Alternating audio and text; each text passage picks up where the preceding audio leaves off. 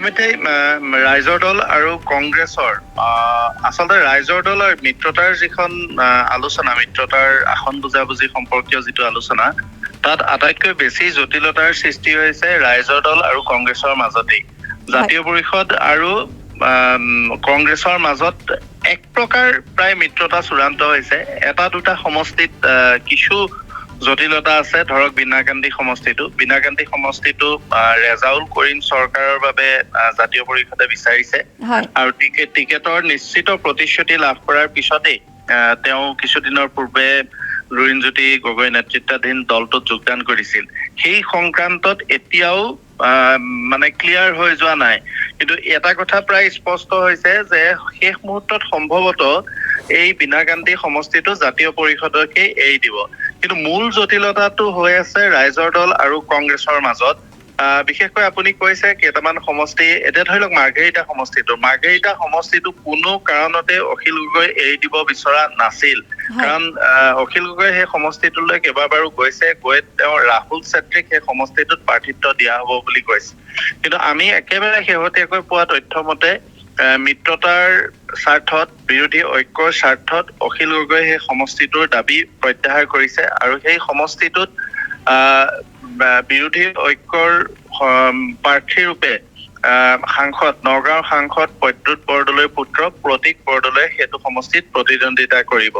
তাৰপিছত দলগাঁও সমষ্টিটোত প্ৰায় চূড়ান্ত হৈছে। দলগাঁও সমষ্টিটোত আজিজুৰ ৰহমান, প্ৰাক্তন আমচু নেতা, যোৱাবাৰ তেওঁ নাওবৈচা সমষ্টিত প্ৰতিদ্বন্দ্বিতা কৰি খুব কম ভোটৰ ব্যৱধানত পৰাজিত হৈছিলে কংগ্ৰেছৰ ভৰত নৰহৰ হাতত। তেওঁ এবাৰ দলগাঁও সমষ্টিত, দৰঙৰ দলগাঁও সমষ্টিত প্ৰতিদ্বন্দ্বিতা কৰিব ৰাইজৰ দলৰ প্ৰাৰ্থী হিচাপে, আৰু কংগ্ৰেছ দলে দলগাঁও সমষ্টিৰ দাবী ইতিমধ্যেই এৰি দিছে।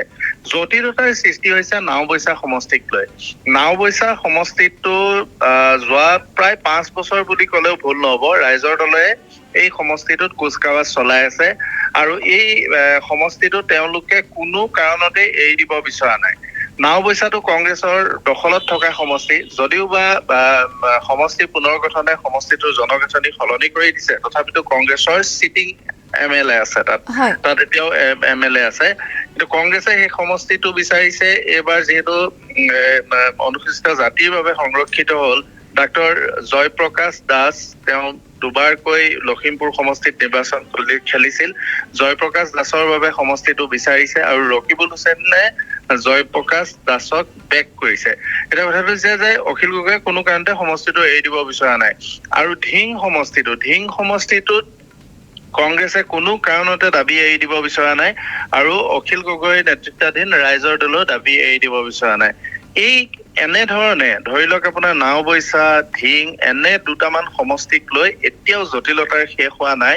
কিন্তু আমি পোৱা তথ্য মতে কালি দুপৰীয়া ভাগলৈকে যি পৰ্যায়ৰ এটা মানে বৰফ নগলা পৰ্যায় এটাত উপনীত হৈছিল, তাতকৈ মিত্ৰতাৰ আলোচনা কিছু ইতিবাচক দিশত আগবাঢ়িছে বুলি তেওঁলোকে জনাইছে। তিনিওটা পক্ষৰ সৈতে আমি কথা পাতিছো আৰু বিশেষকৈ এটা কথা ঠিক যে কংগ্ৰেছ আৰু জাতীয় পৰিষদৰ মিত্ৰতা হোৱাটো প্ৰায় চূড়ান্ত, কিন্তু অখিল গগৈৰ ৰাইজৰ দলৰ সৈতে মিত্ৰতা এতিয়াও 100% নিশ্চিত হৈ পৰা নাই। কাৰণ কেইটামান সমষ্টি এনেকুৱা সমষ্টি আছে যিকেইটা সমষ্টিত দুই পক্ষই দাবী এৰি নিদিয়ে। এতিয়া ধৰি লওক মন্দিয়া বা পশ্চিম গোৱালপাৰা দুজনকৈ বিধায়কক আনি অখিল গগৈ সেই সমষ্টি দুটাত যোগদান কৰাইছে, কিন্তু সেই সমষ্টি দুটা অখিল গগৈয়ে বিচৰা নাই। সেই সমষ্টি দুটাক কৈছে যে কংগ্ৰেছে সেই সমষ্টি দুটাত বন্ধুত্বমূলক প্ৰতিদ্বন্দ্বিতা কৰিব। কিন্তু মন্দিয়াত চেয়াৰমান আলীক প্ৰাৰ্থিত্ব দিয়া বিষয়টোক লৈ বিৰোধী বিশেষকৈ জাতীয় পৰিষদে আপত্তি কৰিছে, কাৰণ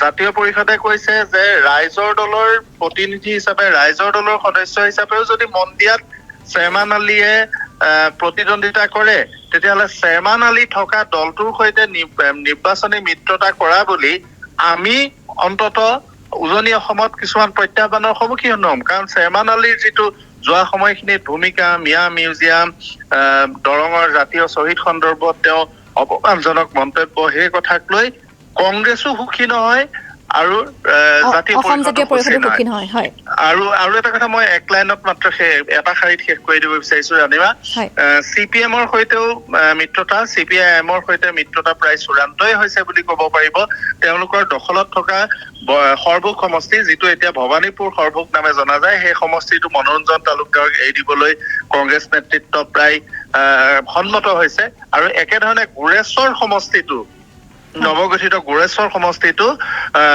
ৰঙিয়া টংলা তাম্বুলপুৰৰ লৈ যিটো নতুনকৈ সমষ্টি গঠন হ'ল সেই সমষ্টিটোত CPIM-ক এৰি দিবলৈ কংগ্ৰেছ নেতৃত্ব প্ৰায় সন্মত হৈছে হয় প্ৰাঞ্জিত শইকীয়া আৰু এটা কথা জানিব বিচাৰিম এটা বিশেষ খবৰ আহিছে যে ৰমেন্দ্ৰ নাৰায়ণ কলিতা যদি অসম জাতীয় পৰিষদত যোগদান কৰে তেতিয়াহ'লে গুৱাহাটী চেণ্ট্ৰেল অসম জাতীয় পৰিষদক কংগ্ৰেছে এৰি দিব সমান্তৰালভাৱে যদি প্ৰফুল্ল কুমাৰ মহন্তৰ পুত্ৰই কলিয়াবৰ দুটা সমষ্টিত সেই যদি প্ৰসংগটো আহিছে কংগ্ৰেছে কলিয়াবৰ আৰু গুৱাহাটী চেণ্ট্ৰেল এই সমষ্টি দুটা জাতীয় পৰিষদক এৰি দিব কিন্তু চৰ্ত দিছে কথাটো হৈছে যদি ৰমেন্দ্ৰ নাৰায়ণ কলিতাই অসম গণ পৰিষদৰ প্ৰাৰ্থিত্ব সেই সমষ্টিটোত নাপায় আৰু নোপোৱাটো প্ৰায় নিশ্চিত ৰমেন্দ্ৰ নাৰায়ণ কলিতাৰ সেই সমষ্টিটো নিদিয়ে প্ৰয়োজন হলে গুৱাহাটীৰ সমষ্টি বুলি ডিমৰীয়াটো অসম গণ পৰিষদক এৰি দিব কিন্তু গুৱাহাটী চেণ্ট্ৰেল এবাৰ কোনো কাৰণতে বিজেপিয়ে এৰি নিদিয়ে তেতিয়াহ'লে ৰমেন্দ্ৰ নাৰায়ণ কলিতাই যদি ৰমেন্দ্ৰ নাৰায়ণ কলিতাক যোগদান কৰাব পাৰে তেতিয়াহ'লে গুৱাহাটীৰ চেণ্ট্ৰেল সমষ্টিটো কংগ্ৰেছে